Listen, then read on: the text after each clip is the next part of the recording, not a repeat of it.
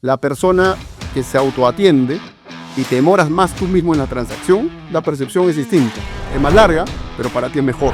Pero es como volverse un psicólogo del cliente, del comportamiento, ¿no? Cuando uno mide los NPS o los CSATs, mide absolutamente cada etapa que el cliente tiene dentro de la tienda. Tú no vas a medir la amabilidad de un self-checkout, de una máquina, ¿no? Pero sí vas a medir el user experience del checkout. ¿Cómo fomentas que tu equipo tenga una cultura, digamos, de escepticismo hacia los KPIs, ¿no? Los KPIs pueden ser efectivamente, como dices tú, fríos. Hay que tenerlos, hay que medirlos, hay que observarlos, hay que seguirlos, pero tienen que ser complementados forzosamente con el NPS y con el CSAT, que básicamente mide la percepción o el feeling del cliente, ¿no? Si uno logra combinarlos bien, comienza a hacer mejor las cosas. Uno cree pues que todo esto es física cuántica y en el fondo sí. Somos Retailogía, una comunidad entusiasta del retail. Un espacio donde cada conversación es una oportunidad para aprender. Queremos que cada vez que nos escuches te lleves algo nuevo, algo que te sirva, que te inspire. Somos una comunidad que busca conectar a quienes viven el retail con pasión y que juntos sigamos mejorando, creciendo y transformando la industria. Muy bien. Alex, lleva más de 28 años en el grupo de Falabella. Has visto crecer la compañía completamente, la has visto transformarse desde adentro. Y has pasado por roles tanto comerciales como de dirección dentro del grupo. Entonces, más allá de los cargos que has tenido, ¿cuál ha sido el aprendizaje, digamos, fundamental sobre el negocio del retail que solo estos años dentro de esta carrera que has dado dentro del grupo, puedes decir que han sido sumamente valiosos, ¿no?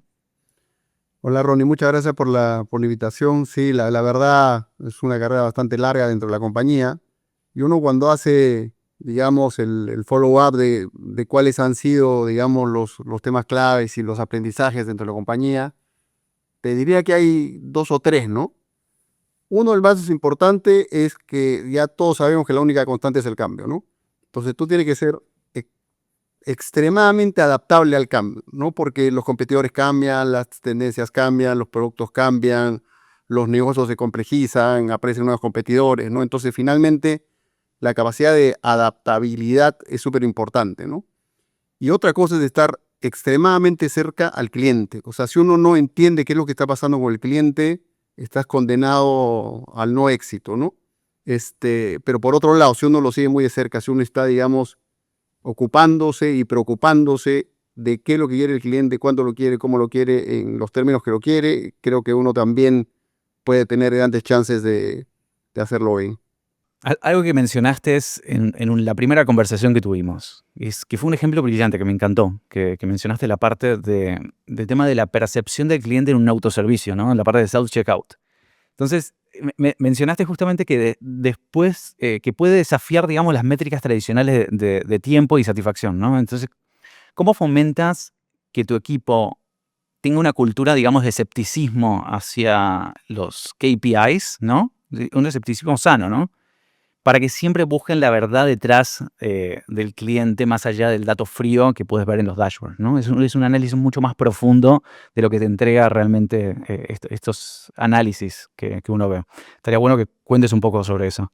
Sí, claro, mira, o sea, como toda compañía y cualquiera de las industrias, tenemos KPIs infinitos. No tenemos una cantidad de KPIs que miden desde la performance financiera, la performance de venta, las transacciones, los tiempos de espera, capacidad de entrega, etcétera, etcétera. O sea, son infinitos, ¿no? El retail en general tiene mucho detalle y mucha cosita muy chica que hay que estar perillando durante mucho tiempo, ¿no?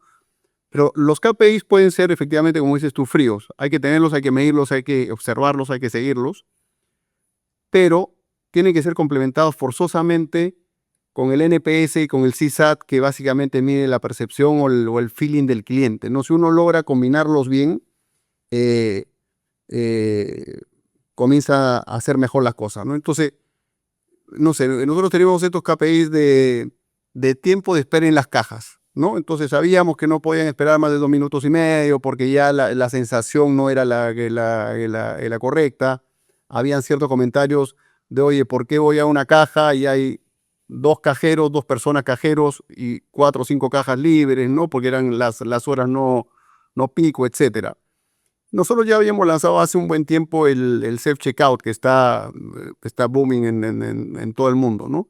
Entonces, cuando uno medía en este caso era un NPS, nos dábamos cuenta que no salíamos tan bien porque la percepción del cliente era que nos demorábamos mucho o que no había cantidad de cajeros suficiente para hacerlo mucho más rápido aún, ¿no?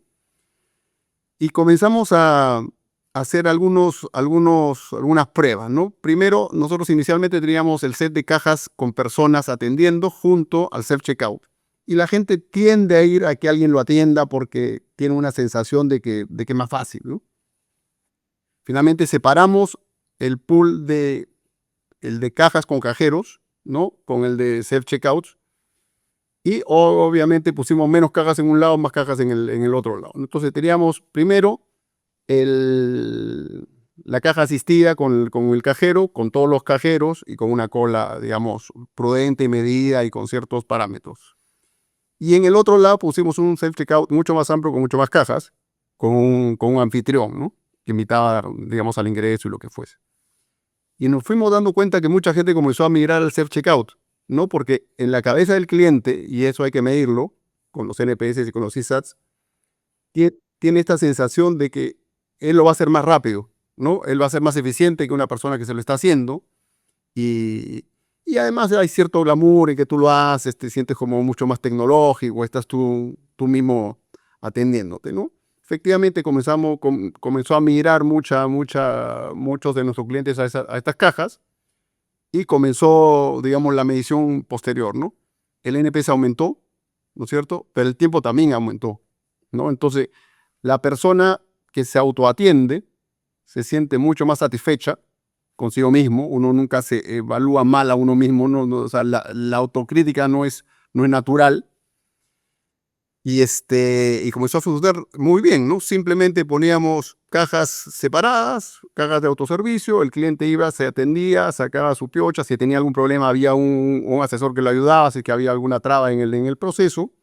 Y finalmente tuvimos un incremento en el NPS de self-checkout y un NPS de aumento en la caja asistida también, ¿no?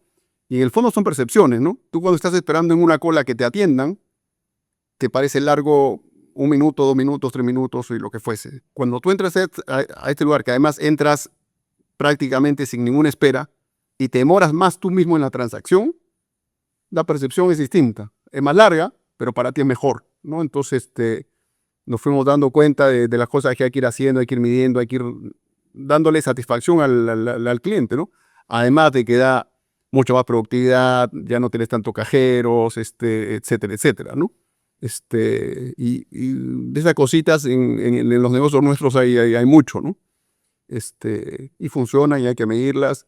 Y no solamente hay que preocuparse, hay que ocuparse. Después de que uno las mide, tiene que ocuparse de que esto siga pasando y que siga andando, digamos, en el buen sentido, ¿no? Claro, o sea, medir de forma constante para ver que todo esté funcionando específicamente para eso bien. Acá está el tema, es que al final el cliente, yo me pongo del lado del cliente, uno tiene control de lo que está haciendo. Al tener control, entonces uno está más tranquilo dentro del proceso. Uno está en una fila, tenés la presión de la persona de atrás, aunque un poco en el self-checkout también la tenés de cierta forma. Y más si estás ahí un poco nervioso porque no sabes cómo utilizarlo. Entonces, pero tenés control, sabes lo que estás escaneando, podés tener la capacidad de eliminar lo que escaneaste porque, no sé, tal vez te arrepentiste porque el precio que ibas a pagar al final no era lo que vos pensabas, sea cual sea el caso. Entonces, claramente, pues, es una excelente experiencia y mucho más escalable, ¿no? Porque uno puede colocar muchos más de esos sistemas rápidamente para ir balanceando. Entonces, claramente, imagino que al final también muchas personas se van migrando a esa parte porque les resulta mucho más fácil, porque también digamos, es un sistema mucho más ágil, ¿no? Pero está la parte, más que nada está la parte de que uno primero experimenta el hecho de hacerlo de esa forma. Probablemente al inicio tenés que tener a esta persona invitando a la persona para que ir liberando un poco las filas. Mirá, podés hacerlo también a través del checkout. Mirá, te muestro cómo funciona. No sé cuál era el papel de esa persona dentro del sistema, pero es súper interesante. Y creo que la parte de acá que me llama la atención es cómo como líder del retail, obviamente esto no lo vio una sola persona, lo viste vos, lo vio todo un equipo, o sea, claramente es toda una organización que, digamos, detrás de eso específicamente, ¿no? Pero es como volverse un psicólogo del cliente, del comportamiento, ¿no? Es realmente ponerse en el lugar de la persona, entender cómo desarrollarlo desde el punto de vista de software, de la facilidad de que una persona digamos, de una persona muy mayor, con poca experiencia a nivel de productos digitales, sepa manejarlo y sepa utilizarlo sin ningún problema. Entonces, que genere constantemente.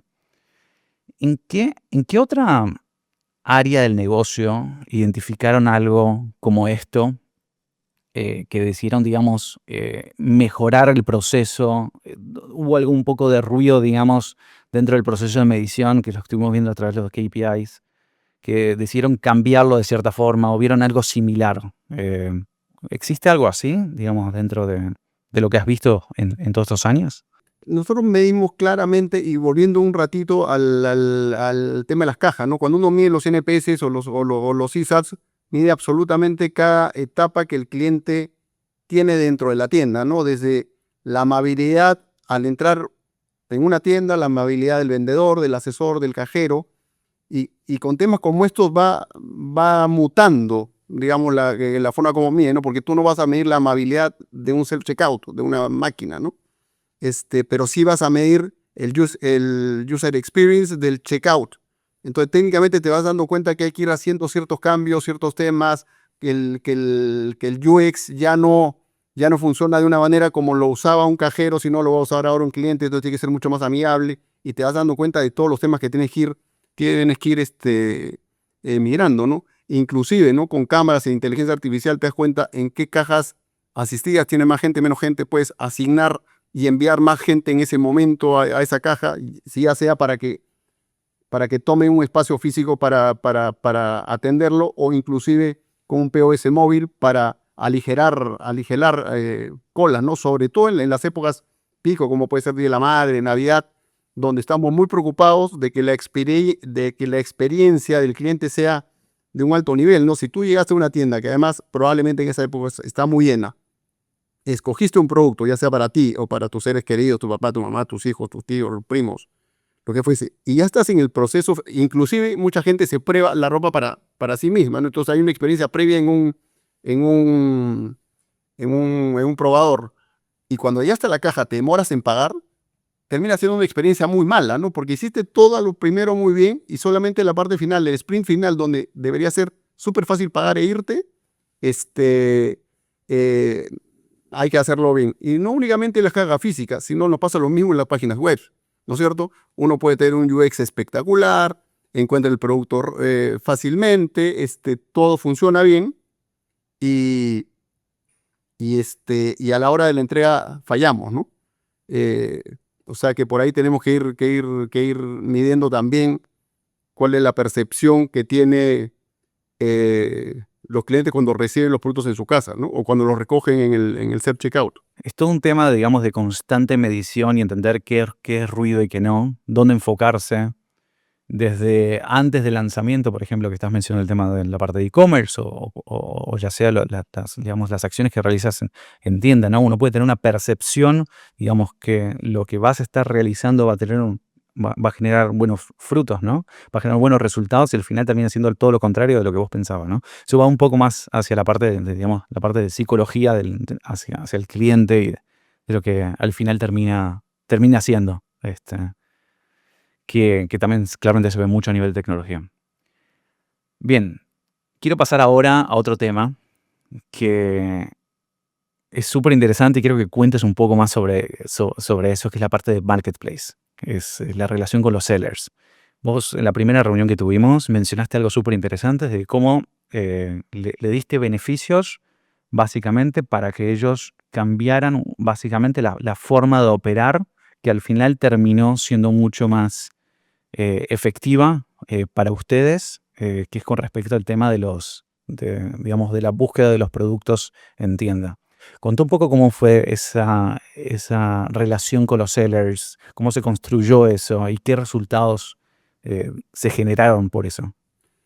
Sí, a ver, Al igual que los clientes que hay que tenerlos, digamos, en el foco, claramente los proveedores y los sellers son socios nuestros, ¿no? Entonces tenemos que tener, digamos, una simbiosis en la cual todo funcione y fluya bien para que finalmente el cliente tenga la mejor experiencia posible.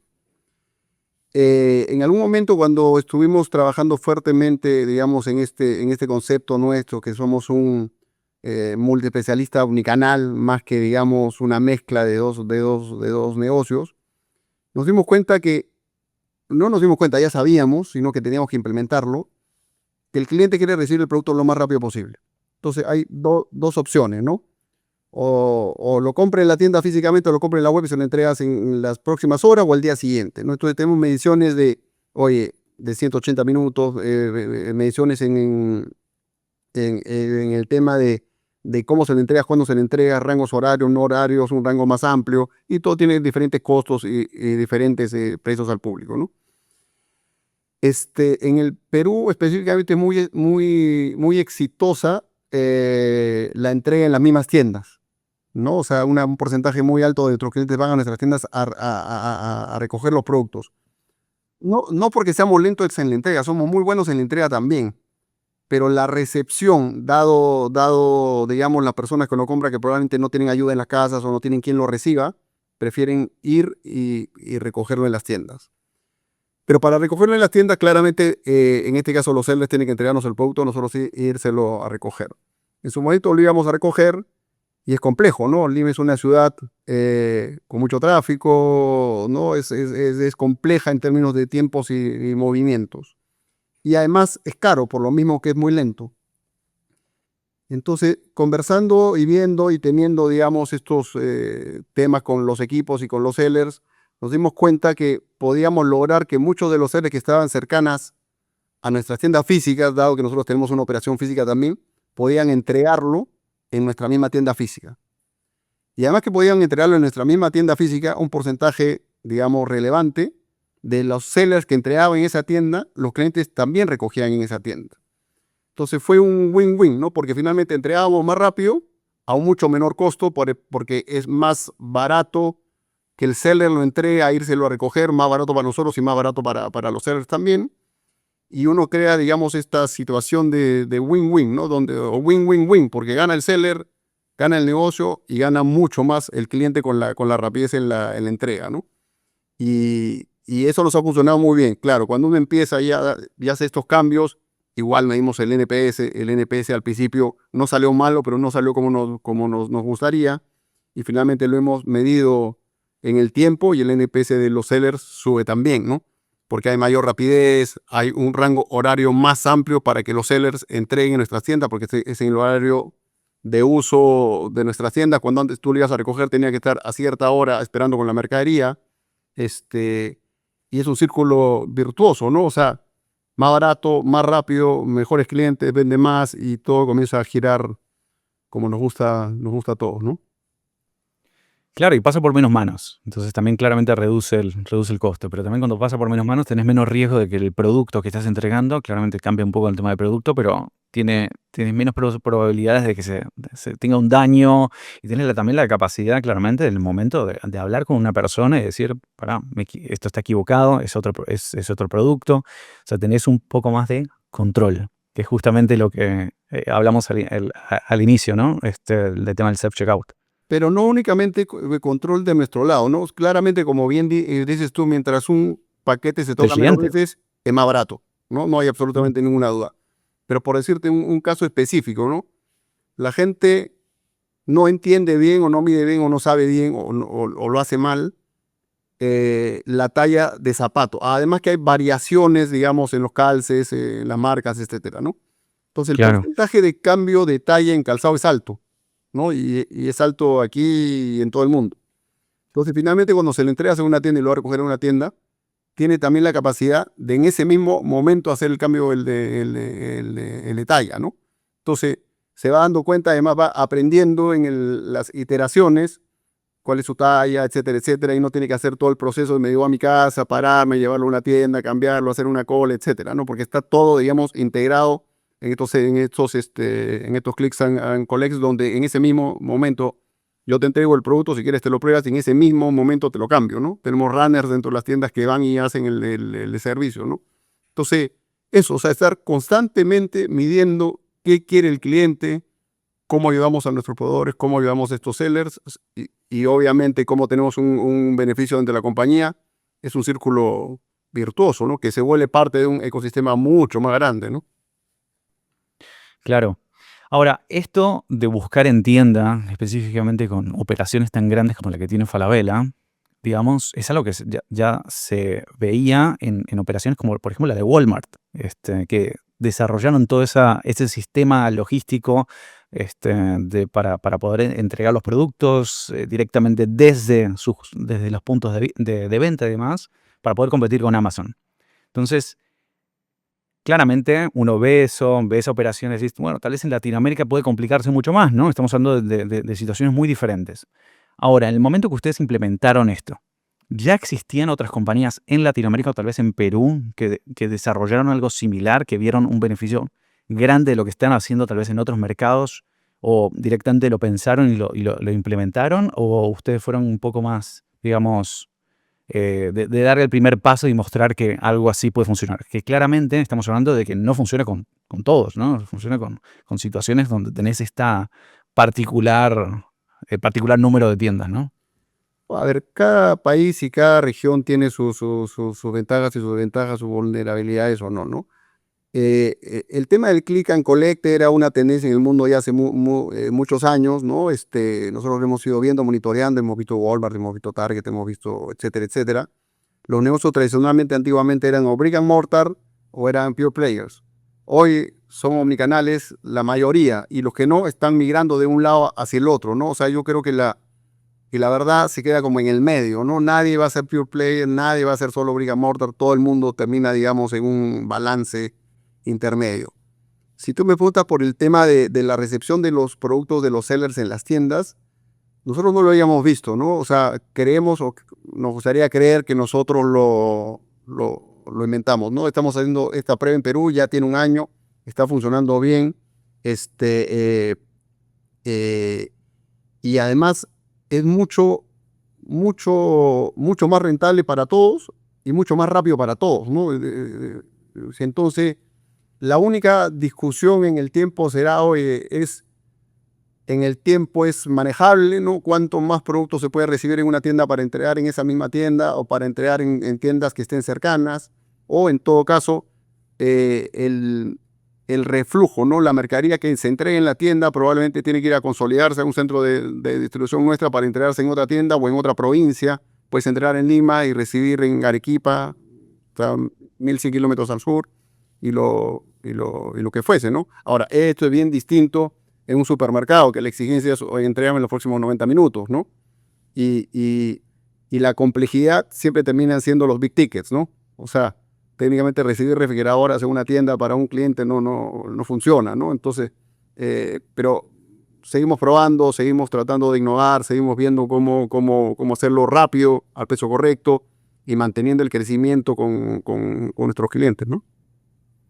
Claro, totalmente. Creo que la primera charla que tuvimos, te había mencionado que grandes grupos como el de ustedes dan el ejemplo y hacen digamos, que el ecosistema completo mejore.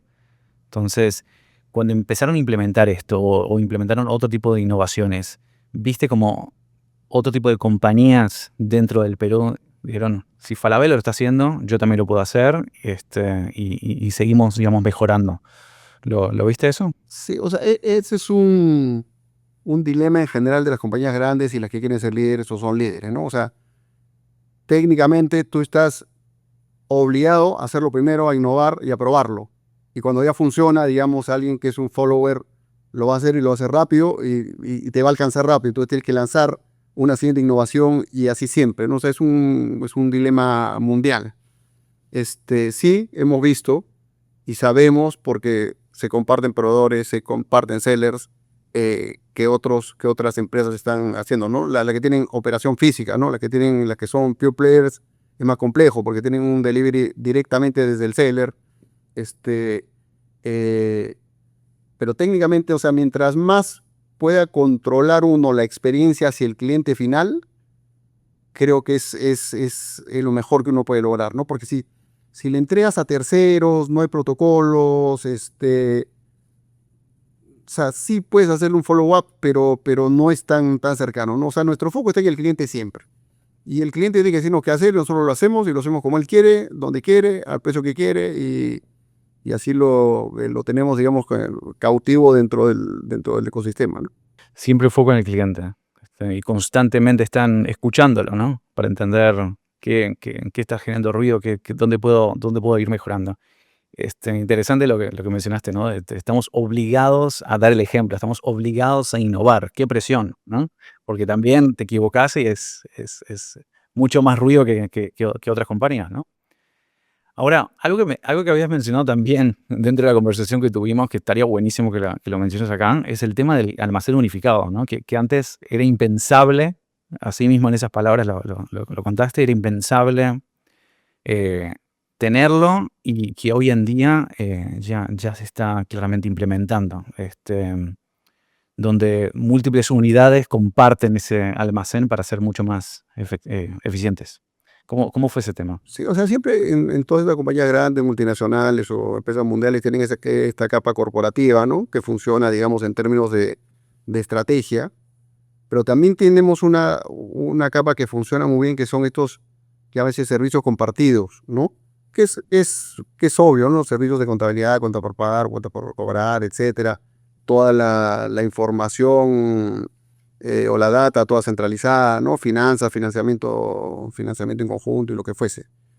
Pero también hicimos una inversión en conjunto entre 3 de las unidades nuestras, entre Totus, Sodimac y nosotros, porque compartíamos un pedazo del negocio que podía, digamos, manejarse unificado, ¿no? Que es todo el tema de, sobre todo, big tickets de línea blanca, ¿no? Línea blanca me refiero a cocina, refrigeradoras, etcétera.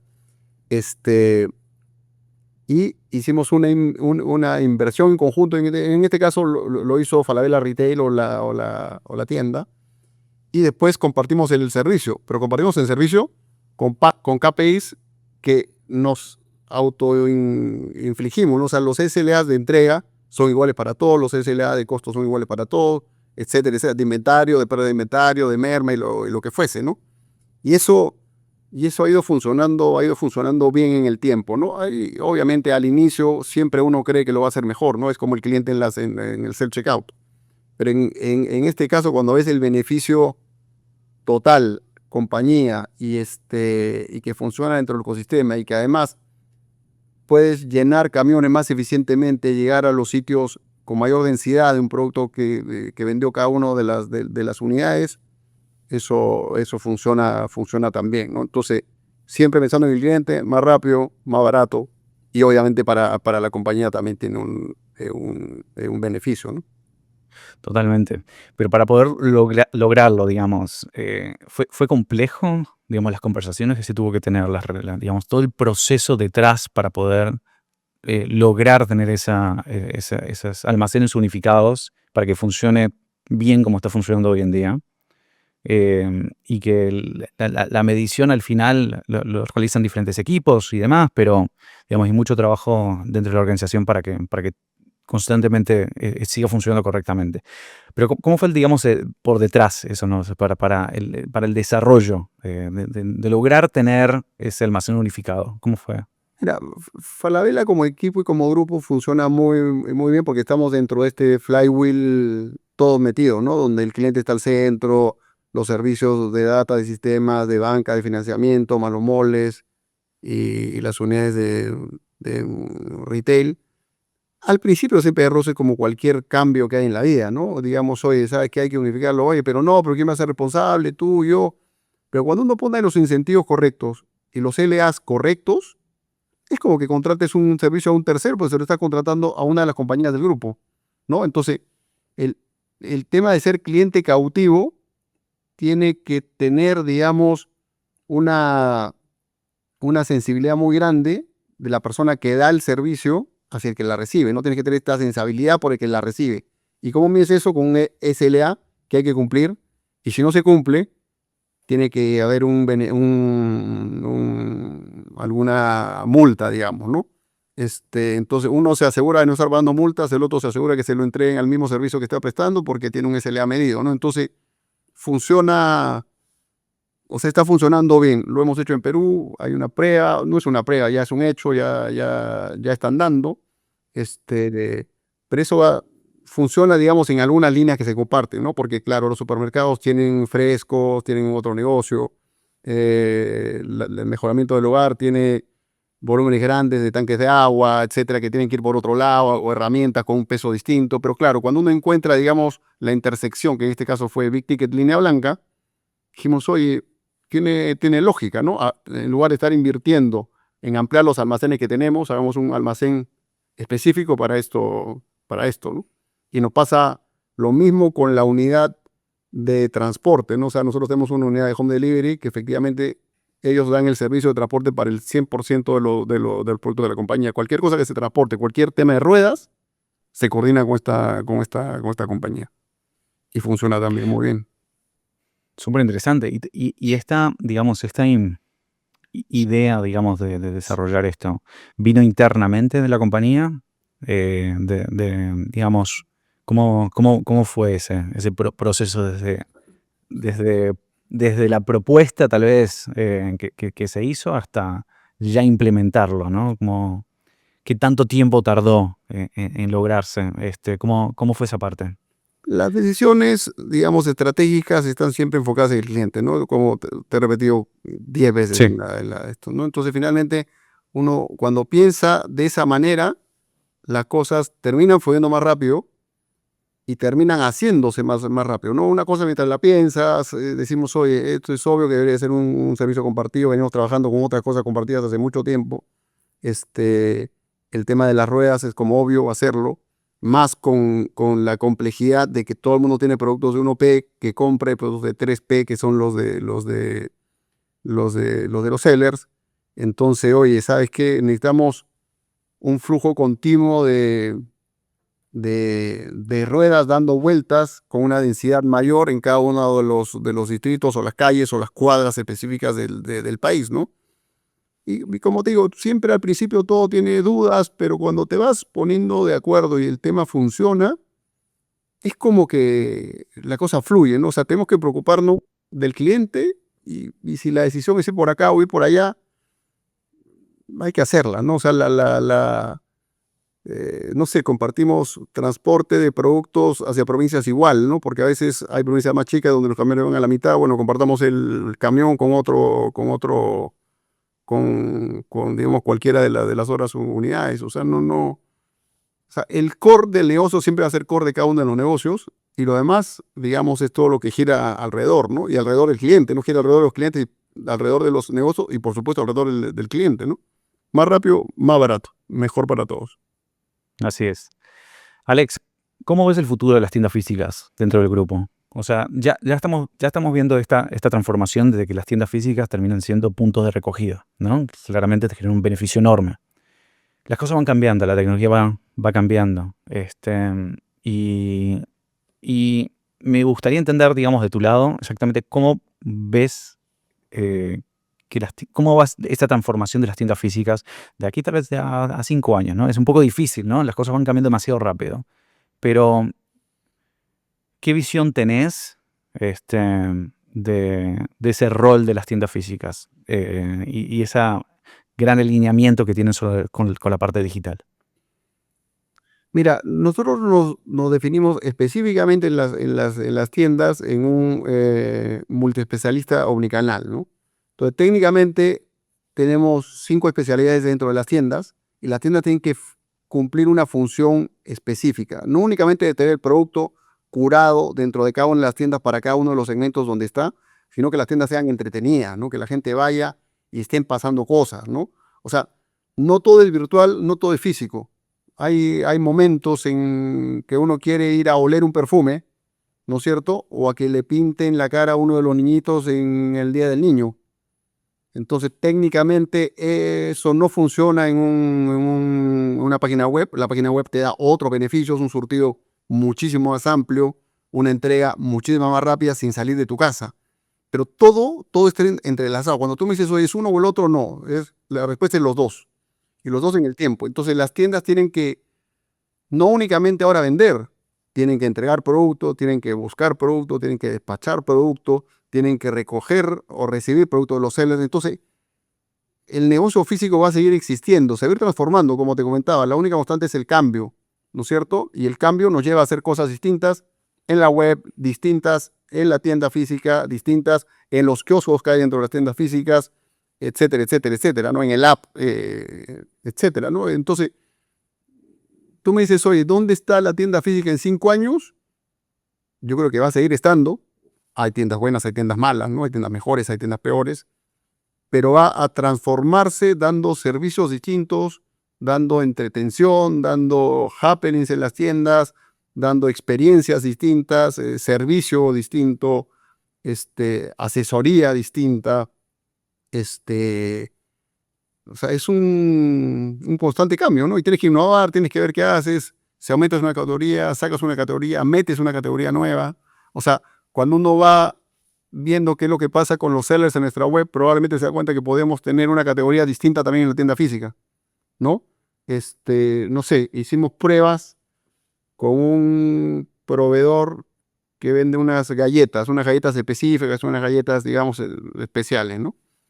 Y la metimos dentro de la tienda en un carrito un galletero. Bueno, es un boom. Entonces ahora lo tenemos en muchas de las tiendas y eso va a seguir pasando, ¿no? O sea, la tienda tiene que cumplir su rol, la web tiene que cumplir su rol, pero lo más importante es que los dos en conjunto tienen que cumplir el rol que el cliente nos está especificando. O sea, en nuestra cabeza de retailers tenemos esa separación. El cliente no existe. El cliente es un solo Falabella, independientemente por dónde me surto o me atiendo, ¿no? Me satisfago. Claro, quieren seguir teniendo la misma experiencia, ¿no? Y mejores siempre, completamente. ¿no? O sea, la misma no. Cada vez quieren más cosas, más rápido, mejores productos, más moda, ¿no? O sea, el cliente tampoco se queda en su status quo, ¿no? El cliente cada vez te va a exigir más. O sea, es increíble como uno cuando compra en Amazon en Estados Unidos y seguramente en México igual, te dan un rango de días, ¿no es cierto?, para recibir tu producto. Bueno, en el Perú te están exigiendo un rango de horas. ¿Por qué? Porque no hay ayuda, no te lo pueden dejar en la calle, etcétera, etcétera. Entonces las particularidades de países, regiones son distintas, ¿no? Yo quiero recibir mi producto en la puerta. No sé, en Wisconsin te lo dejan en la puerta de la casa y no pasa nada. Acá es un poquito más complejo, ¿no? Un poquito, sí. Mm. Toda Latinoamérica, yo creo. Sí. Me refería más que nada a que quieren seguir teniendo la misma experiencia en cada uno de los puntos de venta. A Sí, eso me claro. refería, claramente. Entonces, Sí. obviamente que el futuro de las tiendas físicas va a ir completamente determinado de cómo de cada una de las generaciones van cambiando y van entendiendo de cómo quieren, digamos, experimentar las tiendas, qué tanto valor le dan, ¿no? Después hay un montón de innovaciones que uno empieza a hacer y experimentar en tiendas físicas que se han visto en los años. Que uno dice, este es el futuro, por aquí vamos, probamos, nada que ver. La persona está 10 años atrás, para eso no vamos. Creo que se podía haber un poco de ese caso de tal vez el self-checkout muchos años atrás, ¿no? Que podría ser, digamos, lo implementabas y la persona en su vida se iba a poner a jugar con eso, quiere recibir, digamos, la experiencia completamente. Es interesante, ¿no? Es muy difícil hoy en día determinar realmente cómo se va moviendo, pero probablemente Falabella va a ir marcando ese ritmo en los diferentes mercados donde van, justamente por lo que mencionaba, ¿no? De estar siempre pensando constantemente de cómo innovamos, cómo mejoramos, y no podemos quedarnos quietos. Necesitamos ver cómo hacer que el cliente esté cada vez más contento y le saque el máximo provecho a las unidades que tenemos, ¿no? A los diferentes puntos de venta. ¿En qué debe enfocarse un líder de retail específicamente hoy en día? ¿Dónde debe tener el mayor enfoque? ¿Dónde debe poner la mayor atención para seguir sobreviviendo, digamos, en esto? Claramente lo más importante dentro de la compañía, ¿no? Porque hemos hablado del cliente bastante, es el equipo, ¿no? Si uno tiene las personas correctas y que entienden correctas y que tienen el alineamiento correcto con este foco, digamos, en el centro del cliente, el tema funciona, ¿no? tener perfiles con experiencia, pero con apertura al cambio, importante. Tener perfiles nuevos que innoven constantemente, importante también, ¿no? Entonces, este mix de experiencia con apertura al cambio e innovación que vienen empujando, digamos, las personas más jóvenes, eso funciona, y también es un flujo que hay que mantener en el tiempo, ¿no? O sea, todas las innovaciones de inteligencia artificial o de herramientas que hay ahora en el mundo para trabajar y hacerle la vida más fácil a un cliente, vienen, digamos, empujadas por una tendencia bastante más joven, ¿no? Y eso es clave, ¿no? O sea, sin un equipo, digamos, bien elegido, bien comprometido y bien motivado, no, esto es como jugar al fútbol, ¿no? O sea, hay que tener un entrenador, sí, pero el equipo también funciona, y si el entrenador es malo, el equipo tampoco funciona, ¿no? Y si no le entrenas bien, y si no comen bien, y si no duermen bien, o sea, es un mini ecosistema de personas, digamos, ¿no? Y en eso o sea, lo principal es el foco en el cliente. O sea, cada acción que uno toma tiene que estar pensada desde el punto de vista del cliente, y eso no asegura el éxito, pero te lleva, digamos, a algo muy cercano al éxito, ¿no? Yo creo que importante también la inversión en tecnología. Si uno no está invirtiendo y buscando tecnologías nuevas, se complejiza el tema. El tema del data mining, de toda la información de clientes que tenemos, para conocer al cliente de una mejor manera o acercarnos más a ellos, también es importante. O sea, en el fondo, las personas correctas te van a llevar, digamos, a la meta correcta, ¿no?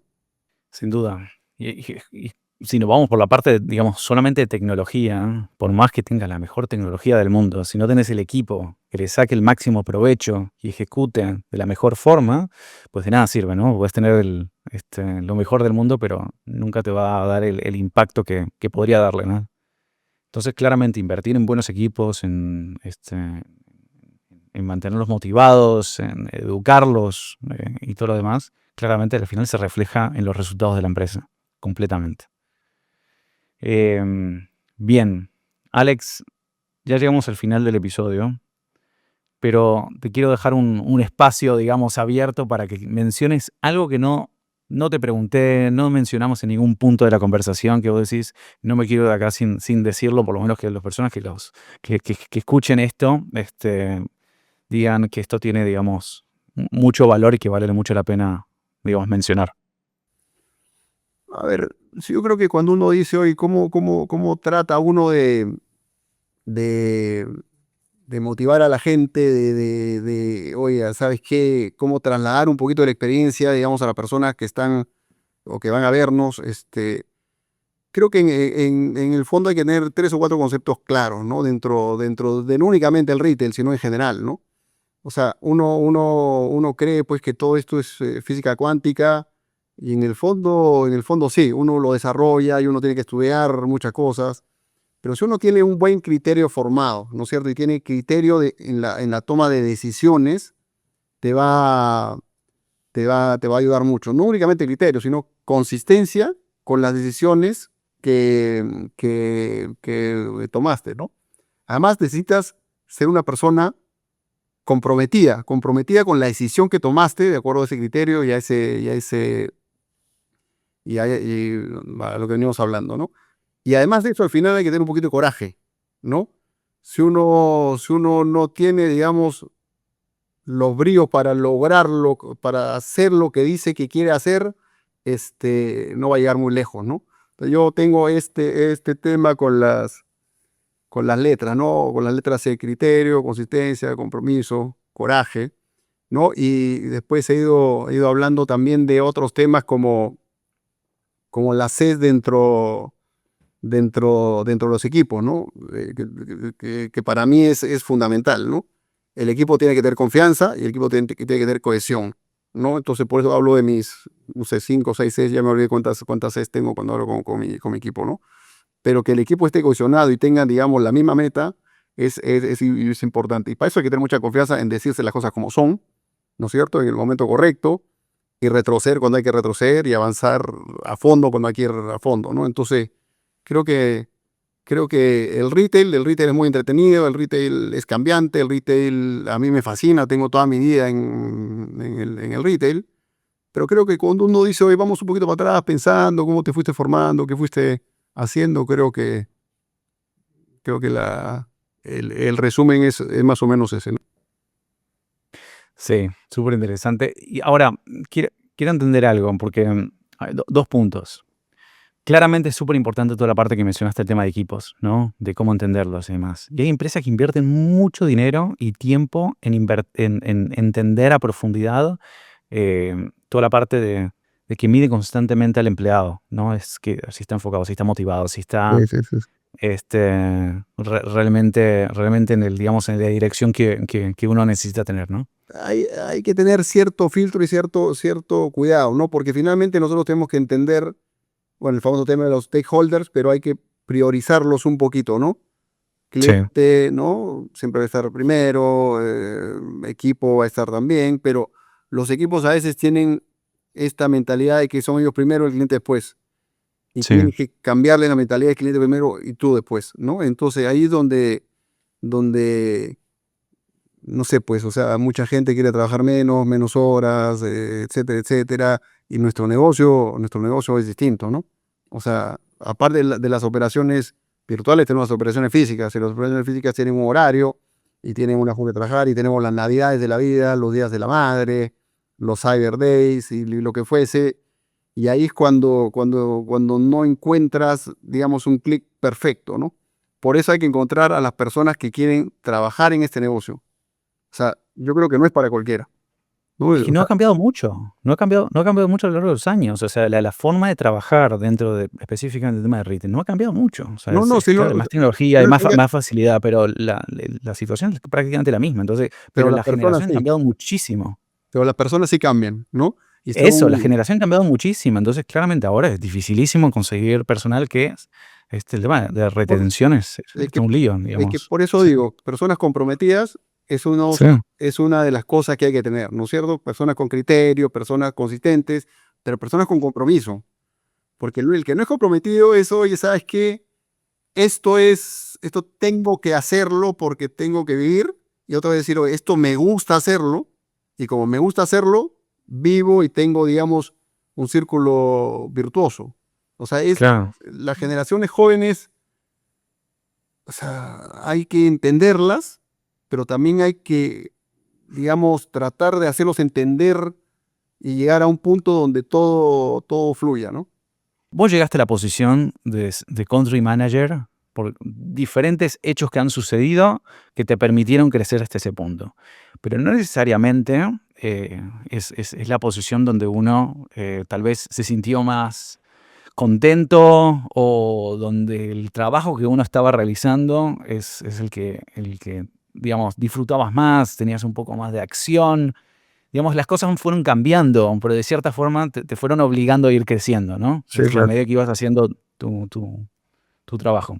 Entonces, ¿hay alguna posición específicamente que has estado dentro de Falabella que dirías que hoy en día podés decir que disfrutaste muchísimo y que, eh, Sí, claro. no te voy a decir que volverías a eso, pero digamos que te trae, digamos, lindos recuerdos de lo que hiciste en ese momento?